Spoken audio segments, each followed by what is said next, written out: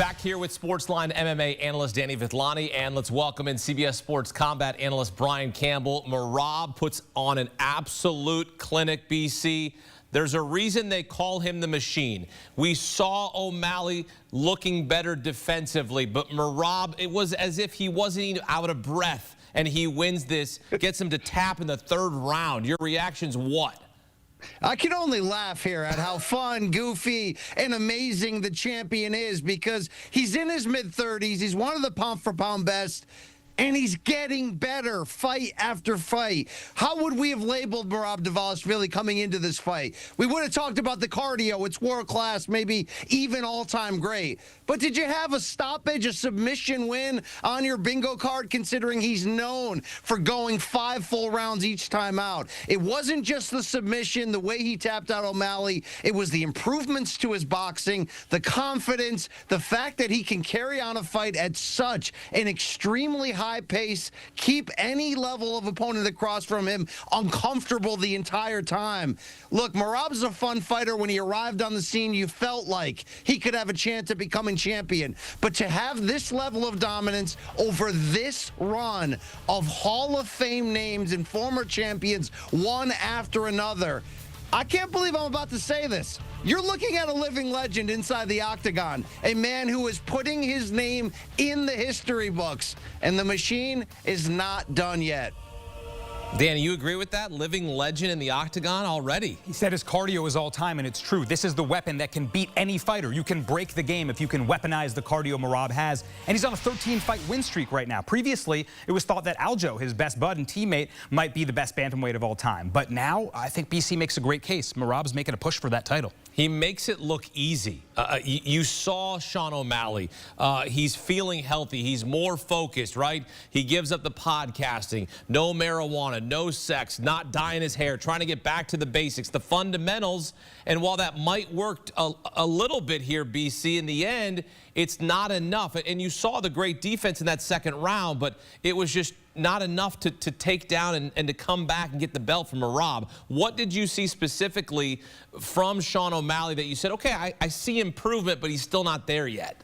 I mean, certainly I saw better movement, which can be explained by the fact that he had the torn labrum coming into the first fight, put off surgery, thought he was going to win anyway, and maybe learned a little bit of lesson, which was why he went to the no stone left unturned Spartan lifestyle, which included getting off social media completely. I liked the movement early on from O'Malley. He was landing strikes while Merab was trying to threaten with those takedowns. And early you saw very good takedown defense from O'Malley. But here's the thing. Merab's not going to stop, right? He already is the UFC record holder for most successful takedowns landed passing GSP in his first title defense earlier this year. But it's the relentlessness. And when you can, like I mentioned earlier, see a great fighter like Merab, known for this superhuman ability to push the pace on you, actually evolve and round out his skills, which he did last fight in the title defense against Umar Nurmagomedov. He did it in this fight. It really didn't matter what O'Malley and the fight.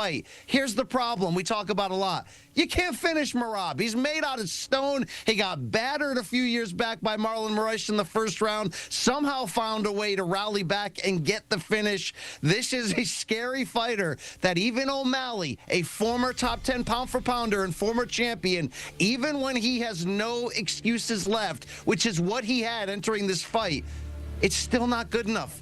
Look at this man. We thought he was maybe more energy than ability. Well, what about when the ability catches up? You're looking at a man who's approaching a UFC record 3 away now from Anderson Silva's longest win streak. And look once again at the names in succession that he's beating. O'Malley is a great fighter. Still not enough. Tap out. Merab, still champion. Unbelievable. What do you want me to say, Hakeem? We wanted so badly, BC. Danny and I wanted so badly to see Sugar come back. You know, he comes out to proud to be an American. You're feeling strong. You're feeling patriotic. You're thinking, okay, he's going to win this fight. Like, there's just something magical about Sugar Sean O'Malley in this spot.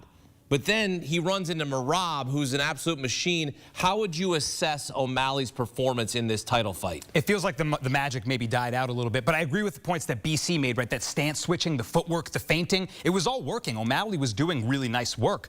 Just like he said, that constant takedown attempt. He defended several of them. He hit him with some hard right hands, left hands when he switched stances. I liked a lot of the things he was doing, but the boxing of Merab improved as well, and that was really able to take him over the edge that set up the grappling. So what do we do with O'Malley now, really? Yeah, what's next? Like, what are we doing with him? I feel like the sparkle has died out, right? No excuses left in the octagon. Who do you give him next? He's still such a precision striker. His swagger and his ability to pretty much play basketball in the ring while he bounces back and forth from side to side and bops on your head. I want to see him do that against someone else, and Merab's not the guy it's going to be done against. So maybe we give him someone that's maybe a soft landing spot. The fans want O'Malley. They need knockouts, and he's fighting the killers of the bantamweight division, the UFC's best division. You got to give him a better matchup, maybe a striker versus striker where O'Malley can shine once again. Well, he taps in the third round at the hands of Merab Dvalishvili. And BC, we hear it's going to be Corey Sandhagen next.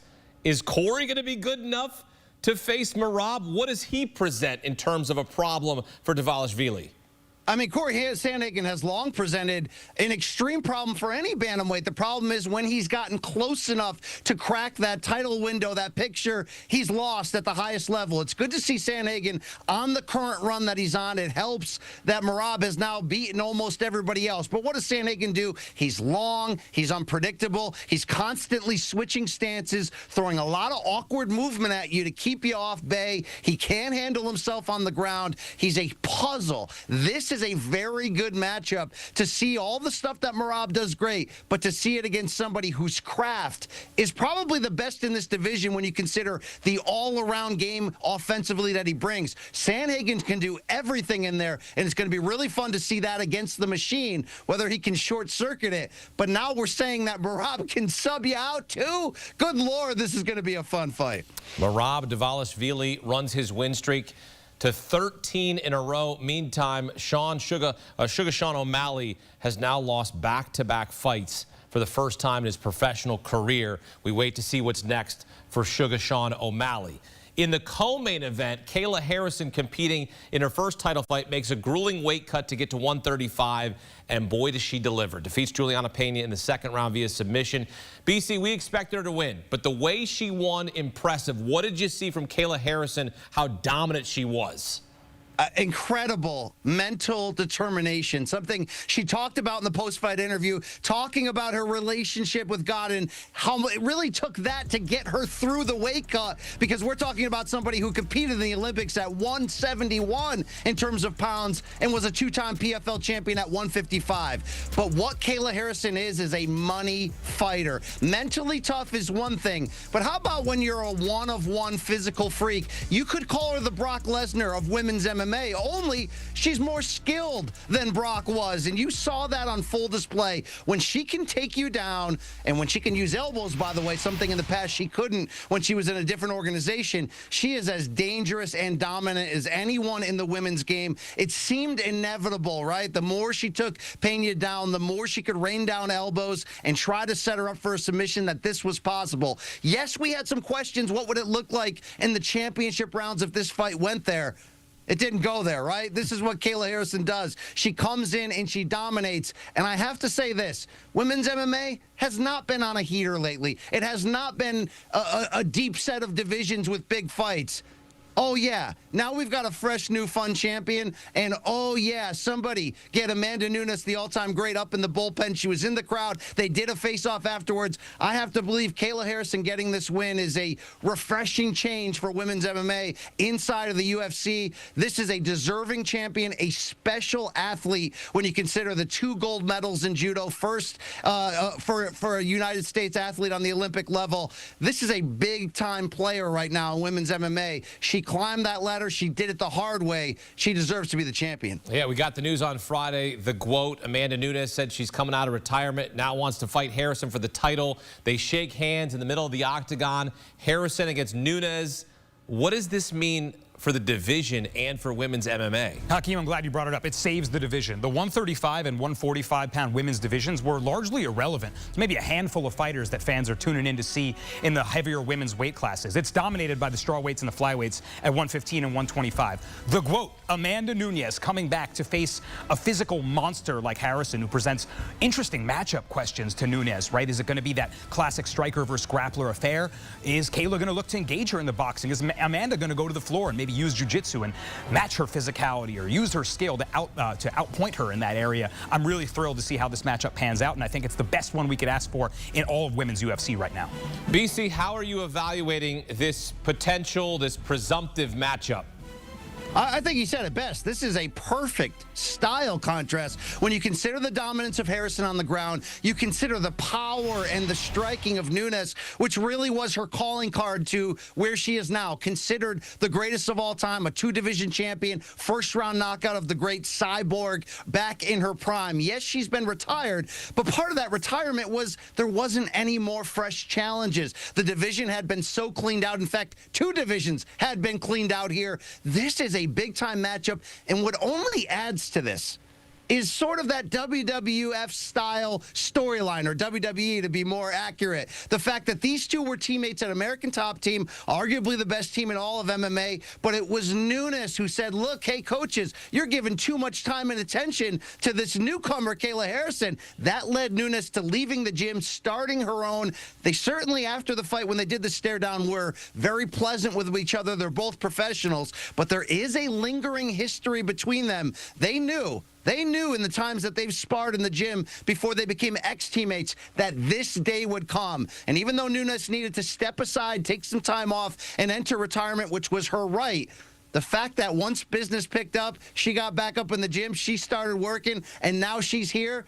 This is a super fight. This is absolutely a female super fight, and that can be rare. This is something to savor and get ready for. But does Nunes have a punching chance of ending Harrison's reign before it starts? You better believe she does. But what happens if she's looking up at the lights with Harrison on top of her, raining down strikes? This is a big-time fight between two superpowers, and I think it's one of the better things to happen to the women's game in many years. What do we always say, BC? Inject it into my veins. Inject it into my veins. 2 bantamweight titles on the line, 2 submission wins, 1 champion, still the champion in Merab Dvalishvili, and a new champion, the women's bantamweight champion, Kayla Harrison, now set to face the GOAT, Amanda Nunes. Brian Campbell, Danny Vithlani here on CBS Sports HQ. Men, thank you.